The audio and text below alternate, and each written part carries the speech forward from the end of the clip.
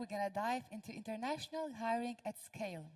And for the ones who've been in the ecosystem and in the news, you could have noticed the headlines. We're a lack of talents. There is a shortage of talents, no matter it's the Baltic states, the Nordics, the whole Europe, or even outside the Europe. But what do we mean by that we're a lack of talents? Since the business models are changing, we're getting more into the hybrid working environments, we're getting more into remote thirst, the moving became really easy, especially after the pandemics. What are the challenges we're facing as founders when we have to hire internationally? We're going to hear right now a panel of experts who will share their learnings and how to actually do the international hiring at scale in a successful way, and what kind of learnings do they have already to share with you so you can avoid that. I would like to invite to the stage Ilona Bernotaitė, Chief People Officer at Kilo Health. We would need some round of applause. Hello, Ilona. Agnė Selemonaitė, Deputy CEO and Chair of the Board at ConnectPay. Welcome. Rita Simonavičiūtė, Head of Culture at Whatagraph. Karolis Česonis, Talent Acquisition Unit Lead at Interactio. Welcome. And our moderator, Justas Burba, Country Manager at MeetFrank. So let's dive into the talents world. Okay, so hello everyone. Really glad to see so many people and share the stage with such experts. So the first thing that actually came to my mind when I thought about hiring at scale in general, that it's actually a really exciting kind of a phase for a startup. You get to see people coming into office, getting hired, getting onboarded, but it's kind of not only fun and games when you think about it. If things go south, it can actually really affect the growth of your startup. So actually today I share stage with representatives from 4 startups, Whatagraph, Kilo Health, ConnectPay, Interactio, and all of them are actually already in kind of this phase and are already in this stage. So hopefully we can hear some cool insights, discuss about things, and kind of know more about international hiring at scale. So maybe quickly, all of you guys can introduce the companies that you're representing, and then we can kick off with the questions. So what are you guys doing? Yeah, sure, maybe I can start. So yeah, I represent Whatagraph. We are a B2B SaaS platform, and we help marketing agencies across the globe with their reporting and data analytics. And yeah, as a company, we grew rapidly, as most of our colleagues. We're not the biggest in the market, but definitely very international. We have 20 nationalities actually right now working alongside each other. Yeah, I think shortly maybe that would cover it for Whatagraph. Yeah, sure. So Hi everyone. So I'm from ConnectPay, and we are providing online businesses and marketplaces with financial solutions like bank accounts, payments, cards, and all the payment initiations, everything that they can trade and do things online with their clients as well. Since our clients are global ones, so is our team. We are based in Vilnius and founded in Vilnius and created in Vilnius, but we've got probably now 10 nationalities in not staying in the office because it's a workplace. We work remotely everywhere. Yeah, and I think that's the crucial part for us to keep that global focus for our people who are in the team to serve the clients who are globally as well. yeah, cool. Ilona? Yes, hi everyone. So Kilo Health is a health tech company, and we build a lot of different products in digital wellness and chronic condition space. And we definitely learned a lot of lessons about scaling fast, because from 2021 to 2022, we grew by 460 people, which was, I don't know, 70%. So I'll be happy to share some of those experiences. And currently, most of the people are still based in Lithuania, I would say maybe 90%, but we definitely have a lot of international people working around the world. Good. Hello everyone, my name is Karolis, I represent Interactio, and at Interactio we're building bridges to limitless knowledge. So basically, we are a SaaS company, and by help of our platform, we are allowing basically all the world to speak in their own language. For example, I could speak today Lithuanian, and you can choose any kind of a language that you are speaking, your native language, and then you could understand me in the real time. So we are connecting governments, institutions, corporates, and the whole world, and allowing them to speak natively. Okay, cool. So since we already know what all of you guys do, we can kick off the discussion. So probably the first question that came to my mind was, what are the main challenges that startups actually face when they start to hire at scale, and especially internationally? So who would better know than probably Kilo Health at this point? So yeah, the second fastest growing company in Europe. So please, Ilona, maybe you can share your insights about it. Yeah, definitely. So I think one of the lessons we learned in scaling from 150 to 600 people in 1 year is that you definitely have to be ready, and ready, I mean you have to have internal processes, infrastructure, and enough people even to onboard those new joiners. And you have to take into account that also it will cost a lot of money for you, because those new joiners do not bring the value from the day one. And also you don't necessarily use their full potential in the first place when you have one senior person and then 3 new joiners at the same time.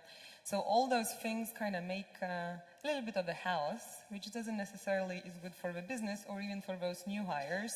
And you might lose both some capital and money, and also you might lose some people in the process, which they leave because they feel that it wasn't a smooth process or it wasn't what they were expecting.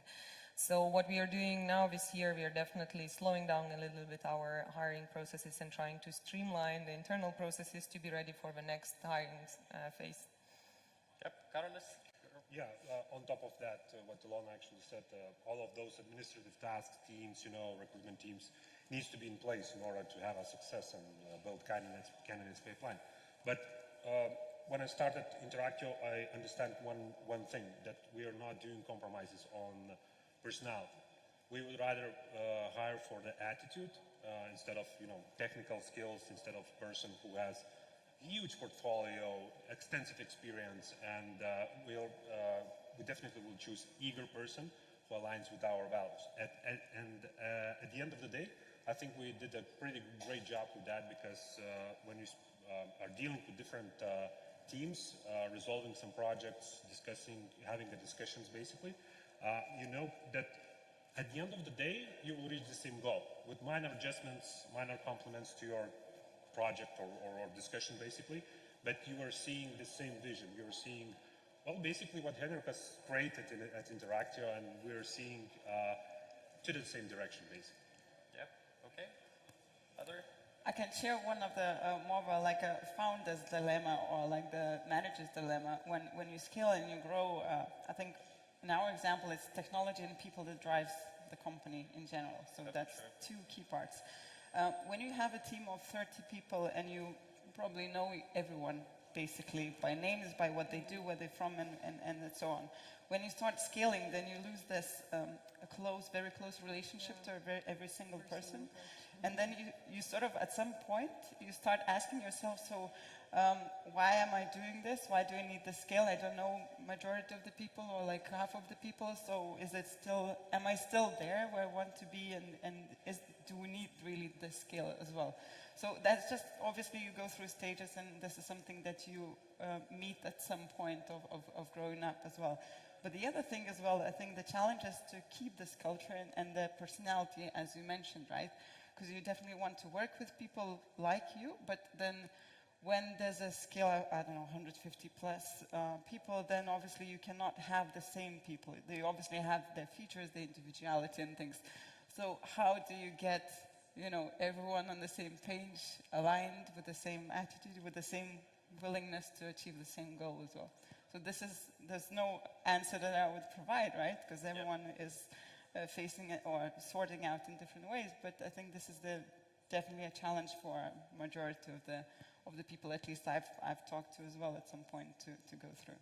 Yeah, and I can second that actually, because me, as a head of culture, I exactly entered at that stage when Whatagraph was, scaling and figured out that, yeah, culture is the way to go. If we want to keep not only the momentum going, but really hire the people for the values that we live and for the values that, work for the company and what we stand for.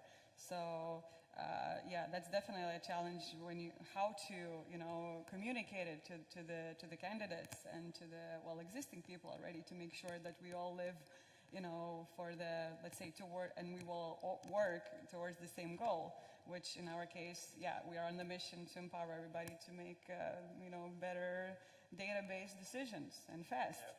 So it really, you need to find it in the candidates too. And getting back to the factual challenges, when we started scaling, we figured that as a B2B SaaS platform, we don't really have even enough candidate pool in Lithuania to be able to scale, not in quantity, but in terms of positions that we need. Just to give an example, product marketing manager is something that you rarely see in Lithuania labor market. So definitely this is one of the challenges that we needed to overcome. And we were happy to, I'm personally happy as a people person that we have very involved hiring managers, because I think that's also one of the key things in order to overcome challenges quickly when you're scaling, to have very involved hiring managers. Otherwise, the process is going to extend even if they're there. And, you snooze, you lose in this hot labor market. So that's just my 2 cents. Yeah, true. Well, in general, hiring at scale is a really delicate balancing act. So that's true. And kind of limiting yourself to one market where you're searching for people would be kind of shooting yourself in the foot. So that's true. But okay, we can jump to another question. So what do you guys think is the key thing to make hiring at scale successful?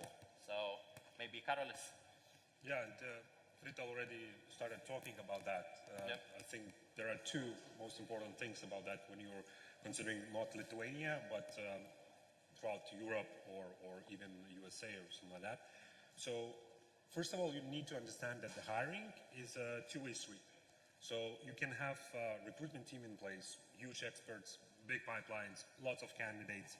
But if you don't have a hiring manager who is engaged into the hiring process and knows how to do, interviews, how to speak with the candidates, how to sell himself, how to sell the company, you will go nowhere basically. And throughout my experience, I had many these cases when you're presenting to one position 10, even 20 sometimes candidates, and there is still no hire.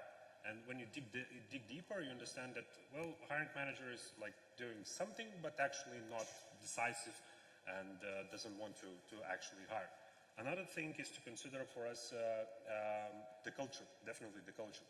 Because even, for example, 300 kilometers from Vilnius, for example, to Riga, our Baltic neighbors, right, makes a huge difference in how people approach their tasks, how people work, how they handle projects, what are the tempo of working, what kind of questions they would ask, and so on and so forth.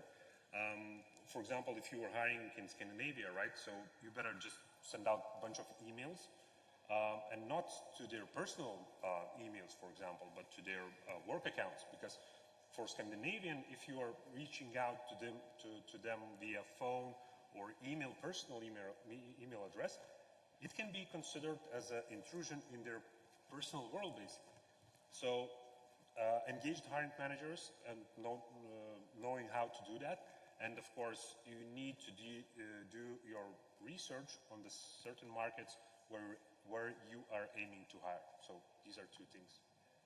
I can share actually the opposite example, because definitely culture plays a very important role, and in some markets, like southern markets, like for example, we have colleagues working from Kenya, from Nigeria, it's exactly the opposite, like they WhatsApp you, they're super personal, so it's definitely, culture is very, very, interesting, but also a challenge to definitely consider when going very international, because it's very much different across countries, and we need to consider that and share with hiring managers if they haven't had experience before, because I believe COVID actually enabled this opportunity, right, to become very much international, not only to us, But then we must understand that it was a first-time experience for a lot of not only recruiters but also hiring managers to work with distributed international teams.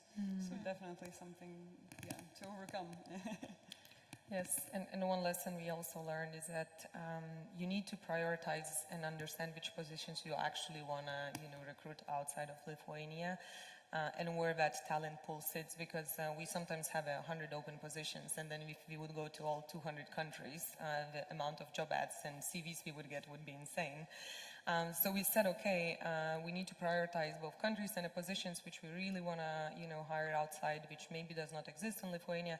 And second thing, we also got back to the cultural thing, how not to make those people feel awkward when, I don't know, one person sits somewhere, in Africa, one sits somewhere in Asia.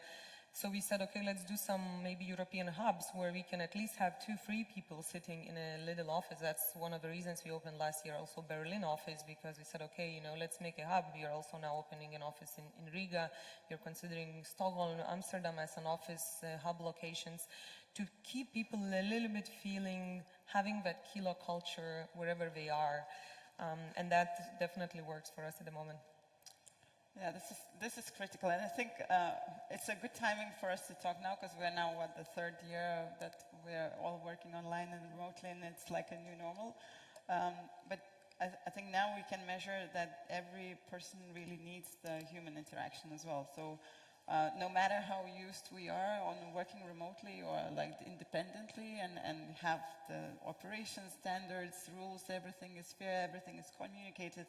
But really like to keep people on board and to keep people, like retain them as well. I think the relation matters a lot. And as you said, having a hub where you can meet every quarter at least, or every month, like we've noticed that we need to do a workation somewhere. So I think this infrastructure that needs to be not only on the paperwork, like on the standards, how we operate, but really think, where do you meet, how often do you meet to keep the relations going between people, starting from parties and brainstorms, strategic sessions, everything like that as well. Yep. Okay, cool.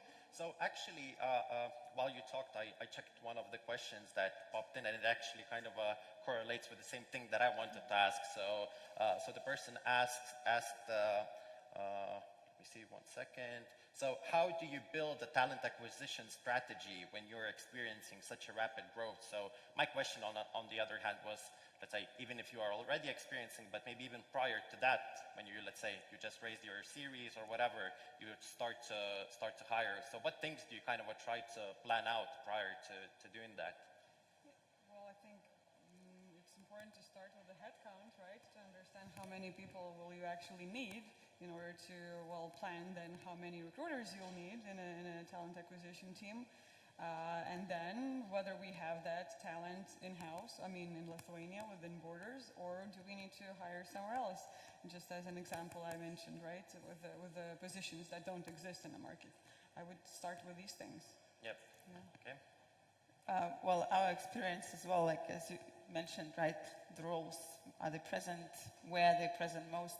Sometimes it's a good market. I know, like one of the competitors or like one of the peers, they've just let go, or like they're optimizing. So you always watch how the industry behaves and see where that talent is probably available at that time.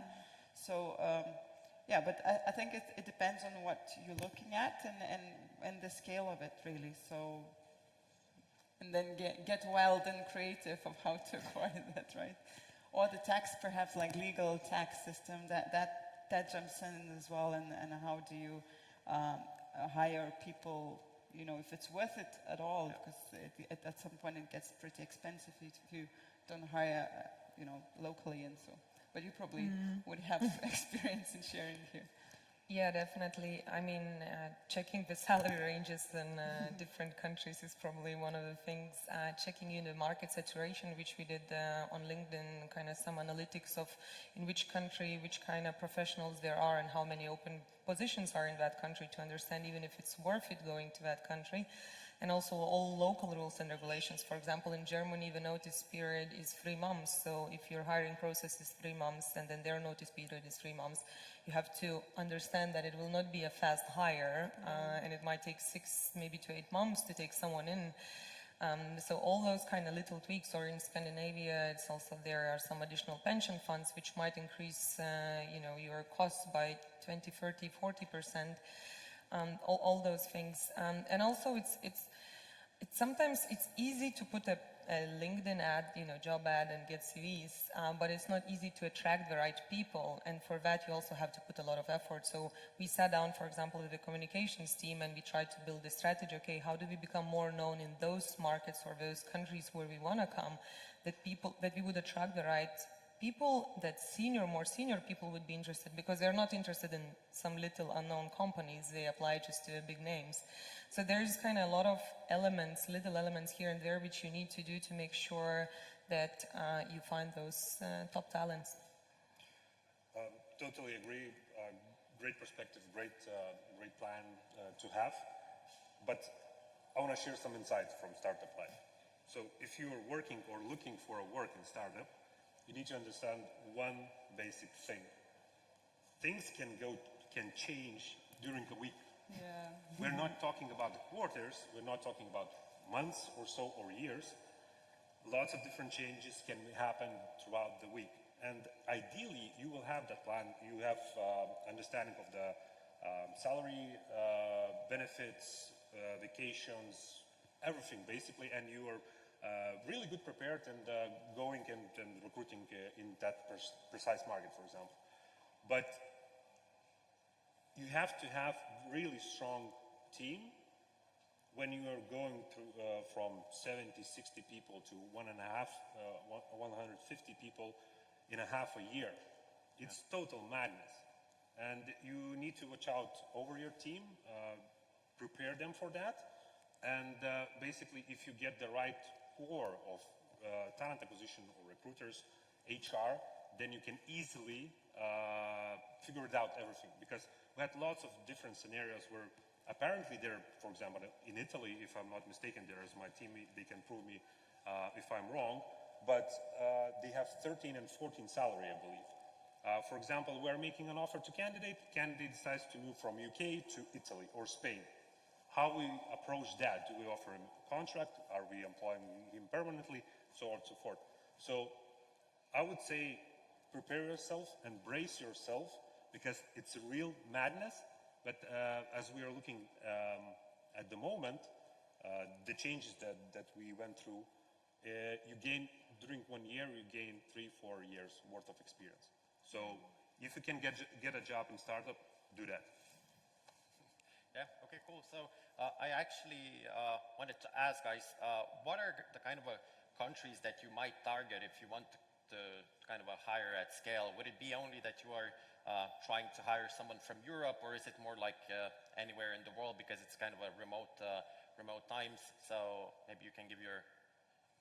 Yeah, well, again, it depends on the position that you're recruiting for, right? Like, as I started, and then as Ilona shared an example, you really need to map out the market first. And if the candidates that you're looking for are there, great. But if they're not, it doesn't make sense for you to go there, or if it's too expensive. So at least, yeah, I think that's what it depends on, whether you have talent in Lithuania or not. And then you look where you have it. For example, in our case, because we are a marketing platform for data analytics and reporting, then we need to look into more, let's say, developed markets in that area. So then more naturally it's going to be US or Europe when where we're going to focus on. But again, it depends on a position you're working for or looking for. And to give you another example, like customer success, right? If we want to take care of our clients in APAC region, then probably somebody local there would, maybe understand the culture better, and the customers, would be maybe happier with that culture fit. So it really depends on the position, I'd say. I agree with that totally. business-wise, if your client is, I don't know, if you go to a market, Poland or Netherlands, you would definitely look for salespeople or business development, someone locally there for the network and faster access to network as well. Customer support probably can be anywhere, but definitely you would look for someone native speakers at least, so anyone would know the culture and language of the client as well. IT, like tech, can be anywhere really. Like it's not a matter of geography anymore. I think that in this nomad world, like you can hire anyone. Then you look at the tax and legal and perhaps the way of employing rather than the actual target as a person. And working hours, yeah, sorry Yeah, if I'm interrupting, exactly. but yeah, that sounds obvious, but it's such a learning to learn that, hey, working hours need to be at least in a similar time zone. Or like communication, because you create something as well.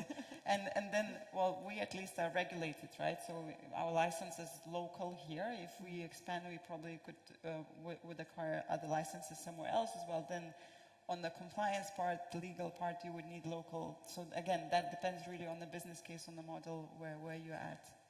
Well, guys, if a good candidate lands in our hands, we would hire him or her even if he or she is from the moon.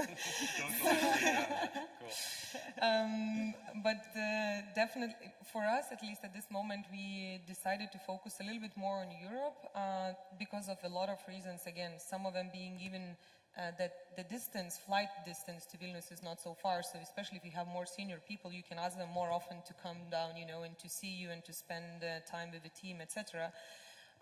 There are some reasons like customer support. We have them all around the world because of the time differences and all of that. But the focus, we tried to spread around the world, and we said, okay, let's start with Europe now. Let's go strong in Europe, and then we'll see. Yeah, I second Ilona. Basically, whenever we can find suitable talent, we will hire him or her. But sometimes we have precise business cases. So as we're working with governmental institutions such as European Parliament, European Commission, NATO, United Nations, and so on and so forth. So sometimes we need to, have a precise location such as Belgium or France, and to hire those specialists over there. Sometimes what Rita mentioned that you need to understand the working hours, it can play to your advantage. For example, if you need to cover USA, Asia or something like that, definitely you will hire there because our company's policy is not to have 24/7 operations. It's total nonsense in my opinion. So we aim to hire in certain countries.